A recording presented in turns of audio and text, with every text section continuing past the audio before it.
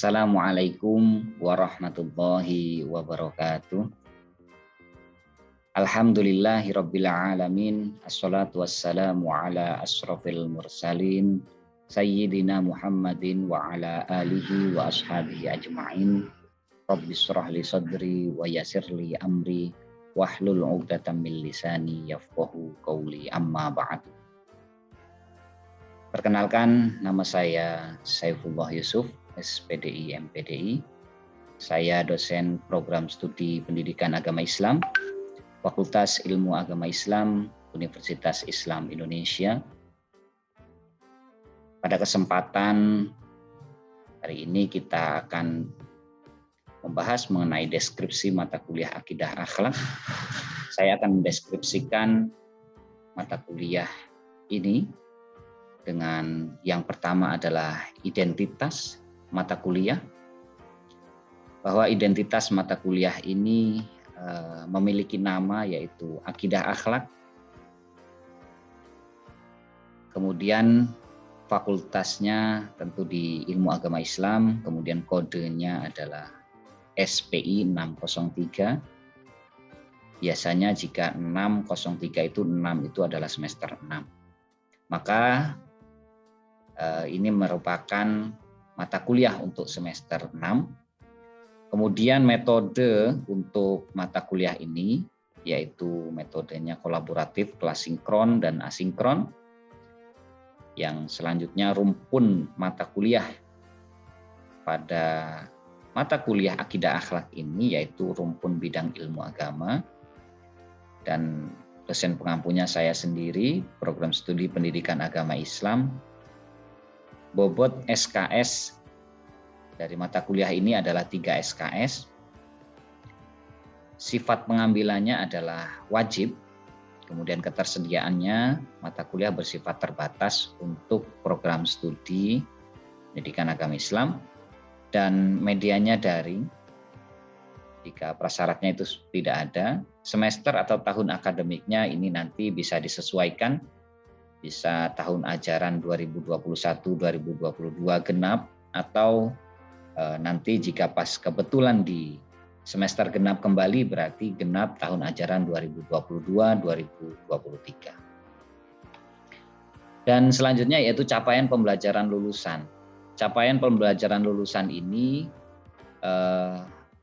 merupakan hal yang penting untuk diadakan di dalam sebuah rencana pembelajaran, khususnya di sebuah mata kuliah, karena untuk menunjang adanya lulusan pada mata kuliah tersebut. Ini dalam mata kuliah Akidah Akhlak terdapat 2 CPL-nya yaitu S1.1 dan KK1.6. Yang pertama, mampu berperilaku dengan menunjukkan kesalehan individu dan kesalehan sosial sebagai wujud pengamalan insan ulil albab dan Islam rahmatan lil alamin.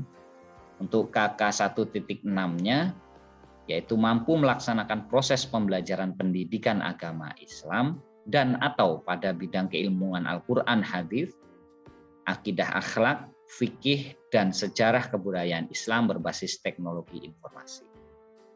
Ini perlu kita ketahui bersama bahwa KK1.6 ini merupakan untuk CPL yang umum berupa beberapa mata kuliah seperti Al-Qur'an, hadis, fikih, SKI, dan kebetulan juga mata kuliah Akidah Akhlak masuk ke dalam KK1.6. Yang selanjutnya adalah capaian pembelajaran mata kuliah. Ini merupakan hal yang penting juga, yaitu kalau disingkat menjadi CPMK.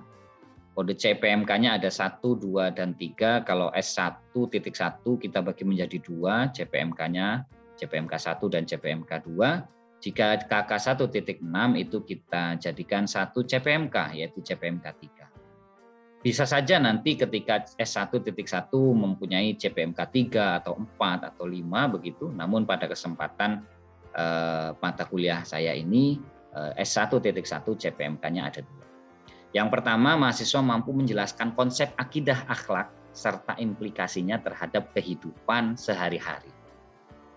Kemudian CPMK 2, mahasiswa mampu menunjukkan keyakinan yang kuat dan terpuji. Nah, adapun dari CPMK 1 dan 2 ini memiliki bobot masing-masing 25%, yang kita ketahui bahwa ini merupakan asesmennya pendalaman materi gitu. Berbeda dengan KK 1.6 atau CPMK 3-nya ini, mahasiswa mampu mentransformasikan materi-materi dasar terkait akidah dan akhlak yang menjadi bahan ajar di madrasah. Nah, ini nanti ada tes keyakinan, tes kekayaan materi. Jadi para mahasiswa nanti menyampaikan begitu apa yang mereka dalami, dan kita akan tes berupa kekayaan materi yang mereka punyai begitu. Maka bobotnya 50%. Yang selanjutnya adalah aktivitas yang kita ketahui bahwa aktivitas ini merupakan aktivitas pembelajaran setiap pertemuannya, yaitu aktivitas pembelajaran, mohon maaf ini salah ketik ya, rincian aktivitasa pembelajaran, aktivitas maksudnya.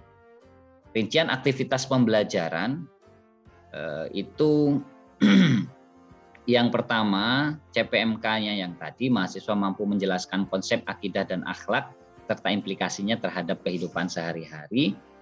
Kita memiliki beberapa pertemuan sebelum UTS begitu. Pertemuan pertama kontrak belajar, kemudian pertemuan kedua, ketiga, dan keempat dengan masing-masing rancangan aktivitas dan waktu, kemudian mode, media pembelajaran, dan referensinya.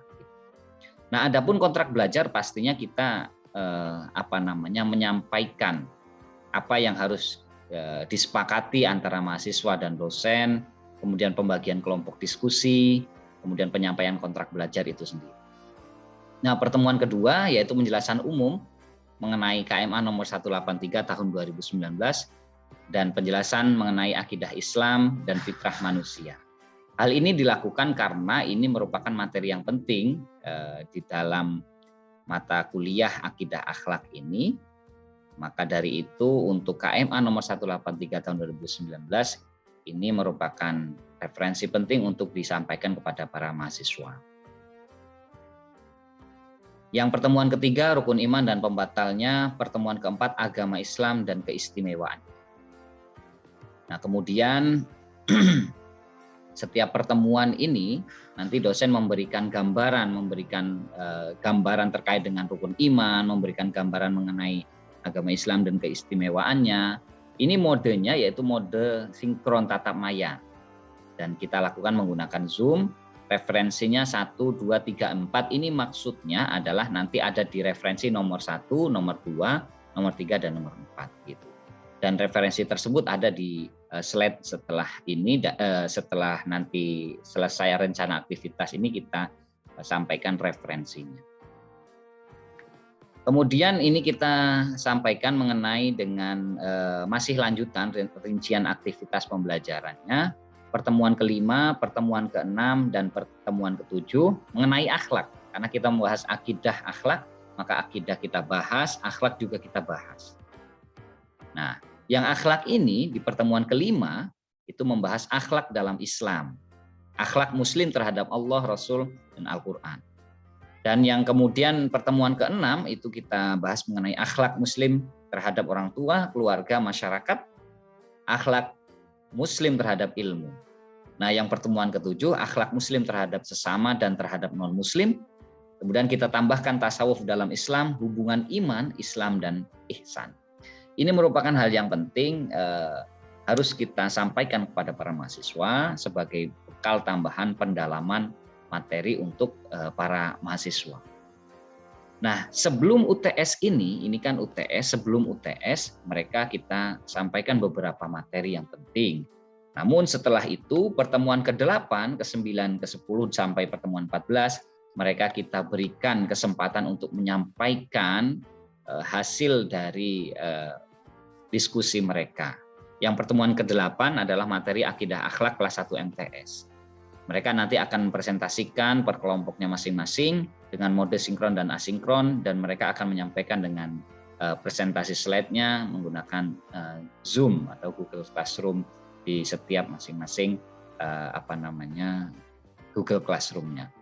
Nah, yang pertemuan ke-9 sama materi akidah akhlak kelas 2, berbeda dengan yang pertemuan sebelumnya yaitu kelas 1 MTS, yang ini kelas 2 MTS dengan menggunakan metode yang sama yaitu presentasi kelompok. Dan kemudian materi yang pertemuan 10 yaitu materi akidah akhlak kelas 3 MTS.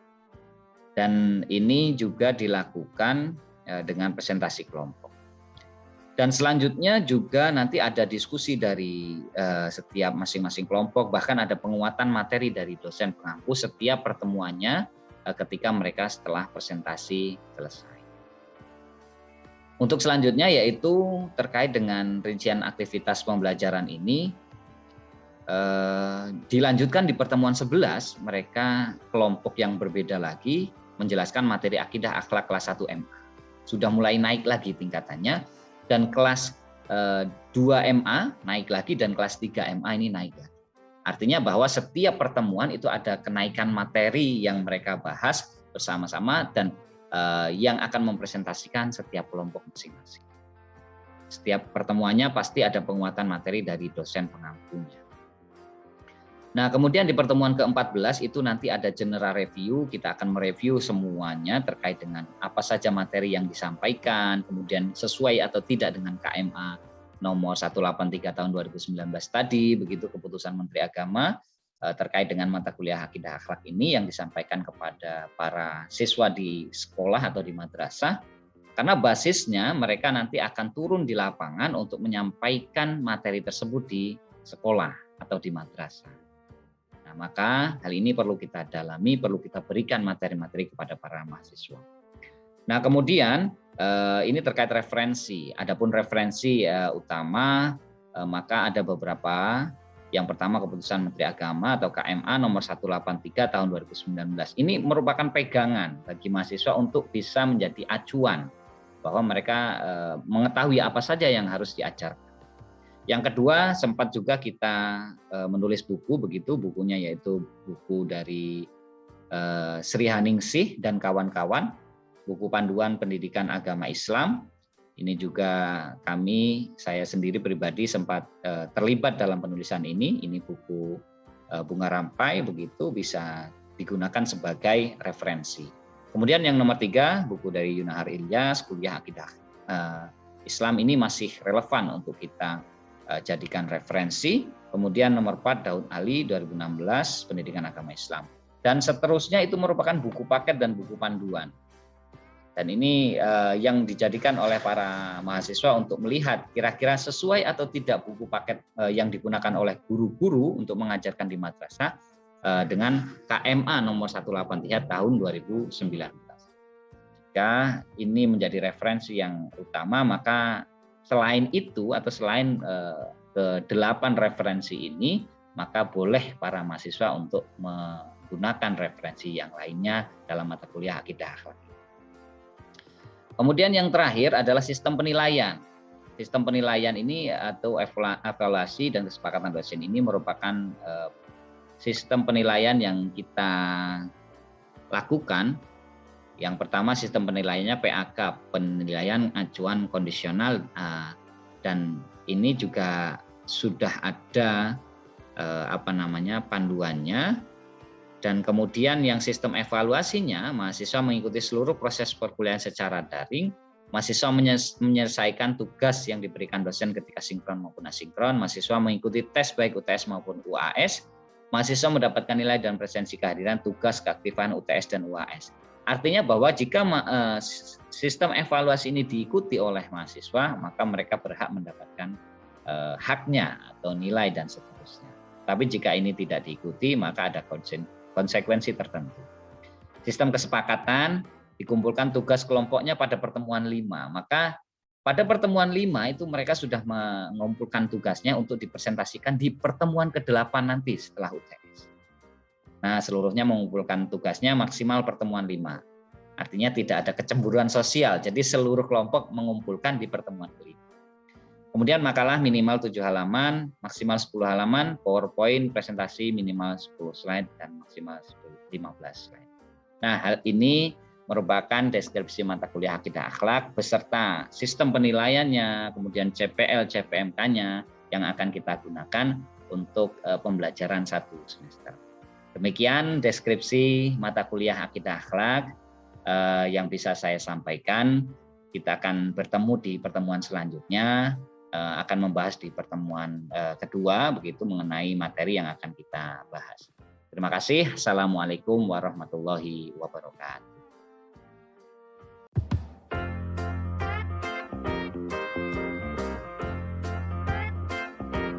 Assalamualaikum warahmatullahi wabarakatuh. Waalaikumsalam warahmatullahi wabarakatuh. Alhamdulillahirabbil alamin. Wassalatu wassalamu ala asrofil mursalin sayyidina Muhammadin wa ala alihi wa ashabihi ajmain. Rabbi shrah li sadri wa yassir li amri wahlul 'uqdatam min lisani yafqahu qawli amma ba'du. Gimana kabarnya teman-teman semuanya hari ini? Alhamdulillah sehat, Pak. Alhamdulillah baik, Pak. Semoga kita semuanya diberikan kesehatan oleh Allah Subhanahu wa taala, selalu diberikan nikmat yang sampai saat ini kita rasakan, dan semoga juga Allah Subhanahu wa taala semakin sayang kepada kita semuanya sehingga kita tidak putus diberikan nikmat dari Allah Subhanahu wa taala. Teman-teman semuanya, kita sebelum masuk ke materi dan untuk mendapatkan berkah serta ridho dari Allah Subhanahu wa taala pada pertemuan kedua ini, mari kita semuanya berdoa membaca basmalah bersama-sama. Bismillahirrahmanirrahim.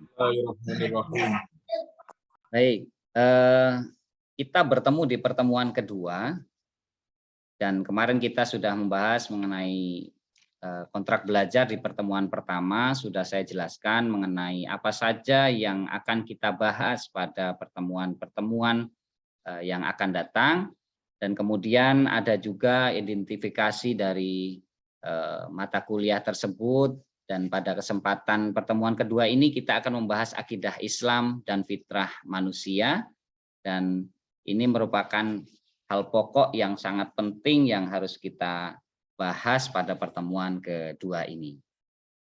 Teman-teman yang berbahagia, kita akan melihat bahwa arti dari akidah itu sendiri secara bahasa berasal dari aqidah. Ya, bahasa Arab yang berarti ikatan atau simpulan yang kuat. Nah, kalau ikatan simpulan yang kuat itu secara bahasa. Kemudian jika secara istilah, maka akidah adalah ikatan antara manusia dengan Allah sejak dalam kandungan. Nah, ini seperti di dalam gambar itu ketika kita melihat ada tali, itu kan ikatan begitu ya. Jika talinya kuat berarti ikatan kita kuat pada Allah Subhanahu wa taala. Dan tali itu bermacam-macam. Tali itu ada tali yang kita ketahui ya, ada tali tambang plastik, ada tali karet, ada tali tambang, ada tali kapal yang besar, dan seterusnya. Itu semakin kuat ikatan kita, semakin kuat kita menali, maka semakin kuat ikatan kita kepada Allah Subhanahu wa taala. Nah, sama seperti hal ini dikatakan di dalam istilahnya dan dalam bahasa bahwa akidah itu adalah ikatan. Nah, ikatan antara manusia dengan Allah ini ada sejak dalam kandungan. Maka kita tidak tidak asing dengan ayat ini begitu ya. Kita tidak asing dengan ayat ini kalau kita sudah mengetahui bahwa ayat ini sudah menjadi konsumsi umum begitu di dalam Al-Qur'an surat Al-A'raf ayat 172 ini. Nah, a'udzubillahi minasyaitonirrajim. Bismillahirrahmanirrahim. Wa idza akhadha rabbuka min bani adama min zuhurihim dzurriyyatahum wa asyhadahum ala anfusihim alastu birabbikum qalu bala syahidna an taqulu yaumal qiyamati inna kunna an hada ghafilin. Nah, hakikatnya di sini adalah alastu birabbikum qalu bala syahidna. Ketika kita sudah diikat oleh Allah Subhanahu wa taala, maka bala syahidnya kita harus benar-benar mengetahui siapa kita dan siapa Allah Subhanahu wa taala. Di sini hakikatnya semua manusia memiliki ikatan sejak dalam kandungan. Maka disebut dengan akidah Islamiyah. Ketika kita sudah mempunyai ikatan itu, maka ada hak dan ada kewajiban. Ada hak dan ada kewajiban. Ketika kita melakukan kewajiban, maka kita juga berhak mendapatkan hak dari Allah Subhanahu wa taala. Contoh teman-teman, contoh kecil saja ya, itu ada namanya ikatan pernikahan. Nah, ini ada Mas Alkindi, ada Mas Muhtada ya, ada Mbak Istiqomah dan kawan-kawan di sini, ada yang lain juga ya. Kalau kita sudah mengatakan qabiltu nikahaha wa tazwijaha, maka di situ ada hak dan ada kewajiban antara suami dan istri. Sama seperti kita dengan Allah Subhanahu wa taala. Kita berhak mendapatkan hak kita ketika kita sudah melakukan kewajiban. Maka ada hak dan ada kewajiban ketika kita memiliki ikatan. Nah, ikatan ini selanjutnya juga disampaikan bahwa menjadi fitrah gitu ya. Berdasarkan ayat yang tadi itu, maka ini merupakan ikatan dengan Allah Subhanahu wa taala yang disebut dengan fitrah. Nah, yang kalau kita ketahui bahwa fitrah itu kan maknanya sudah tidak asing kalau di kalangan kita, yaitu maknanya suci. Itu yang pertama. Tapi ada makna yang kedua, yaitu maknanya ciptaan yang tidak berubah. Dan makna yang ketiga yaitu potensi beriman. Nah, ketika potensi beriman itu berarti tidak ada perubahan, tidak bisa berubah di dalam diri manusia untuk menjadikan fitrah itu ada pada diri manusia. Nah, teman-teman semuanya, ketika kita sudah mengetahui bahwa ada ikatan yang kita ikat kuat dengan Allah Subhanahu wa taala, itu menjadi fitrah.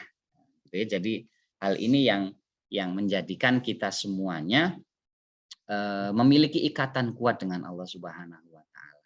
Ya tadi itu kita kembali bahwa ikatan kita seperti apa, talinya seperti apa, kuatnya seperti apa. Jangan-jangan di dalam keyakinan kita, keimanan kita kepada Allah belum kuat. Antara satu sama lain saya yakin juga teman-teman juga berbeda. Antara saya dengan teman-teman juga berbeda.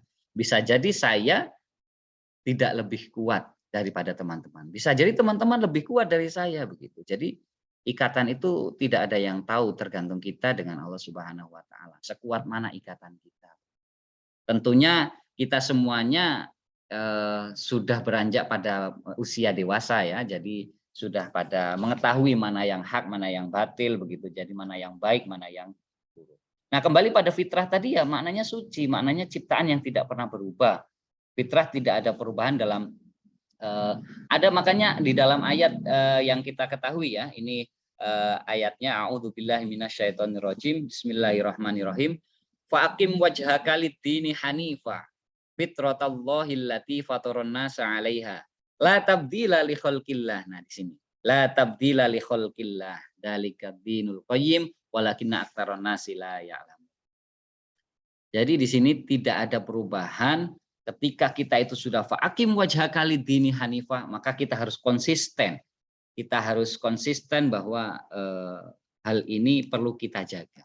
Karena akidah itu adalah basis dasar untuk kita semuanya untuk melakukan ibadah dan akhlak yang kita implementasikan di dalam kehidupan masyarakat. Nah, ketika akidah kita masih lemah, tentunya ibadah kita dipertanyakan gitu. Maka kalau ada orang yang mengatakan kenapa kok sholatnya rajin tetapi kok akhlaknya tidak baik begitu ya. Pertanyakan nanti akidahnya seperti apa. Pertanyakan kualitas sholatnya seperti apa. Pertanyakan ibadahnya dia seperti apa. Jangan-jangan hanya ibadah rutinitas yang tidak didasari dengan keimanan, keyakinan, ikatan dia kepada Allah Subhanahu wa taala. Masing-masing orang berbeda. Masing-masing orang berbeda ketika mengatakan bahwa ikatan saya dengan Allah itu seperti apa. Ya kalau kita persenkan itu pasti masing-masing berbeda setiap orang. Nah, berkaitan dengan itu, maka akidah itu juga didasari dengan bagaimana orang itu lahir. Nah, jadi ada ya hadis yang mengatakan kullu mauludin yuladu 'alal fitrah fa abawahu ayyuhawidanihi au yunasiranihi au yumajisanihi. Nah, ketika ini didasari bahwa saya nggak bisa memilih orang tua. Saya lahir harus dari perut ibu menteri. Saya lahir harus dari perut istri dari Pak Presiden. Contohnya begitu ya. Ini kita beri contoh yang simpel saja. Tidak bisa memilih orang tua. Kita dilahirkan dari orang tua yang tidak bisa kita pilih. Maka itu yang menentukan bahwa kita itu fitrahnya berkembang atau tidak, berubah atau tidak, tergantung orang tua kita.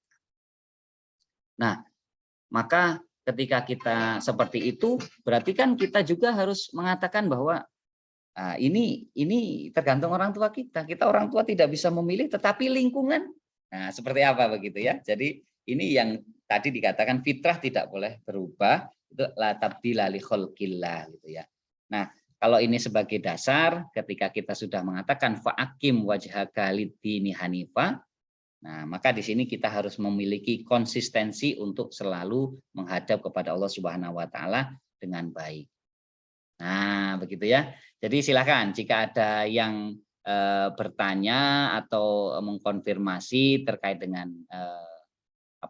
hal ini kepada teman-teman, bagaimana terkait dengan materi pada hari ini, silahkan saya berikan kesempatan. Silahkan. Bapak, saya izin bertanya. Ya, silakan Mbak Istiqomah. Baik, terima kasih atas waktu yang telah diberikan. Pertanyaannya, apakah lingkungan itu dapat mempengaruhi fitrah dari manusia gitu, Pak? Oke, baik. Terima kasih atas pertanyaannya Mbak Istiqomah. Apakah lingkungan itu dapat mempengaruhi fitrah manusia? Tentunya sangat dapat mempengaruhi fitrah manusia. Nah, ketika orang tersebut hidup di lingkungan yang baik, begitu ya, maka akan baik fitrahnya. Nah, kemudian dia itu hidup di, ya contoh lingkungan sekolah, begitu ya, lingkungan masyarakat, lingkungan sosial, bahkan lingkungan daerah setempat itu banyak tempat peribadatannya atau tidak, atau sangat jauh dan seterusnya. Nah, itu sangat berpengaruh untuk kehidupan bagi seseorang. Yang saya katakan tadi bahwa yang tidak bisa dirubah adalah fitrah ketika kita lahir. Dari orang tua siapa, agamanya apa. Nah, nanti bisa jadi ketika berkembangnya usia, begitu ya, ketika remaja dan dewasa itu sudah mulai berpikir. Seperti kisah-kisah para nabi juga seperti itu ya, mencari Tuhan, begitu ya, mencari siapa yang paling benar dan seterusnya, itu akan mulai berpikir mana yang benar begitu. Nah, itu kan sudah mulai diberikan potensi untuk memiliki akal yang bisa membedakan begitu. Itu sudah mulai usia remaja, dewasa begitu. Nah, di situ sudah mulai berubah dan memiliki keyakinan yang harus dikuatkan kepada dirinya sendiri. Jadi sekali lagi bahwa lingkungan dapat mempengaruhi fitrah manusia atau tidak, itu pertanyaan dari Mbak Istiqomah, itu sangat berpengaruh untuk lingkungannya. Ya, saya kira itu Mbak Istiqomah. Terima kasih atas pertemuan kita pada hari ini. Mungkin kita akan bertemu lagi di pertemuan yang akan datang. Dan semoga teman-teman dan kita semuanya sehat selalu, diberikan nikmat oleh Allah Subhanahu wa taala yang tidak pernah putus. Dan kita akhiri pertemuan kita pada kesempatan hari ini dengan bersama-sama membaca hamdalah. Alhamdulillahirabbil alamin. Terima kasih. Assalamualaikum warahmatullahi wabarakatuh. Waalaikumsalam warahmatullahi wabarakatuh.